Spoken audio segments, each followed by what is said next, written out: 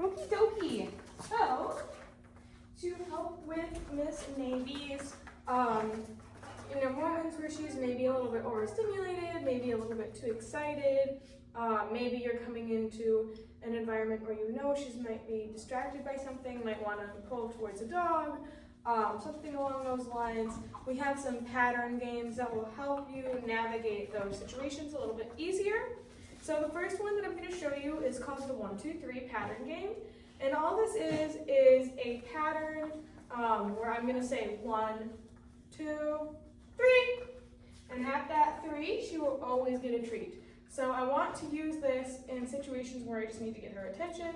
It's just telling her that food is coming, that she should get ready to reorient to me. And it just kind of is a good one to use when she needs help breaking away from something or disengaging from, maybe she's sniffing a spot excessively. You need to pull her out of that. You can use your 1, 2, 3.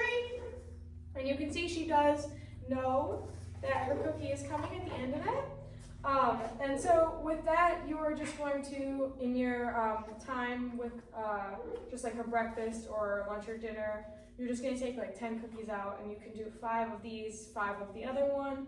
I wouldn't do too many in a row because it's not really necessary, but I would use high value treats when you can.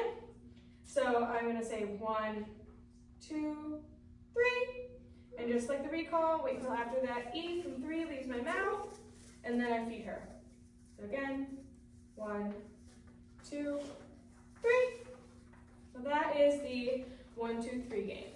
So next, I'm going to do the up and down game. So this one is good for entering rooms, entering places where you know she might struggle. It's a good way to check in with where she's feeling, what she's feeling, and it's just a good pattern game to have in your repertoire when you need to kind of get her back a little bit. It helps calm her down a little bit too.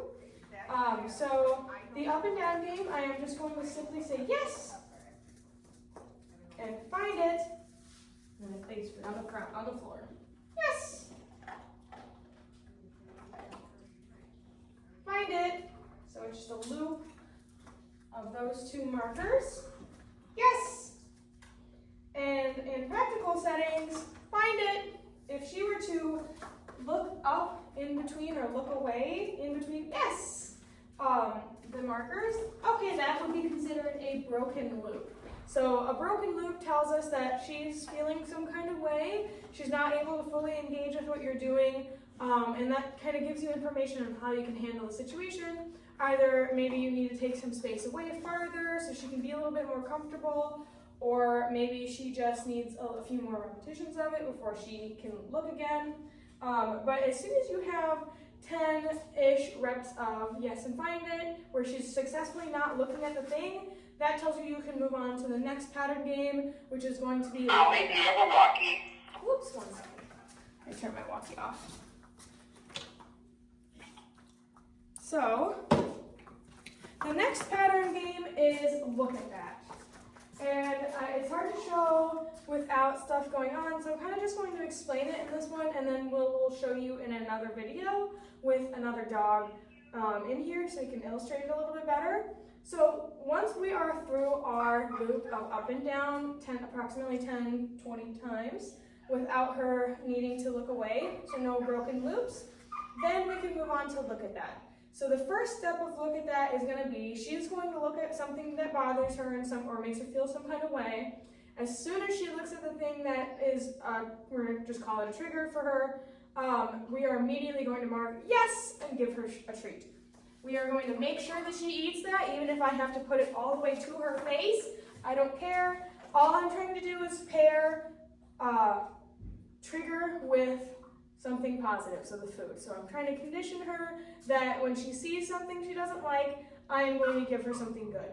And eventually, she is going to think, anytime she looks at a trigger, that that's actually not just a dog that I want to maybe bark at, that's a dog that means cookies are about to come. So instead of the barking, we typically have the reorient instead. So the next step of look at that is to let them look for 3 seconds. So after I'm able to have her look, say yes, she's immediately coming back for the treat, I can move on. If she's not looking like she's standing all the way up on herself, like loading up. If she's feeling a little bit better about what's going on around her, you can move on to the next step. And that is, like I said, letting her look for about 3 seconds. So the next step, I'll let her look at that dog. She can look at it for, like I said, 3 Mississippis. If she doesn't immediately reorient to you after those 3 Mississippis, I'm still gonna say yes and give her her treat. However, if she does orient back to you after that 3 Mississippis, you're also going to mark yes and repeat and treat. So we want her to learn that about 3 seconds is the most polite amount of time to look at a dog. Anything more than that is just kind of rude. And they typically will end up going up the scale in arousal if we can let them look any longer than that. So that will be our next step. And the final step of look at that is where we have the dog look for 3 seconds and then re-engage to us. So it's look at that and then engage. And that is latte. But we will show you all of that fun stuff in the video on Look at That. He's a good girl.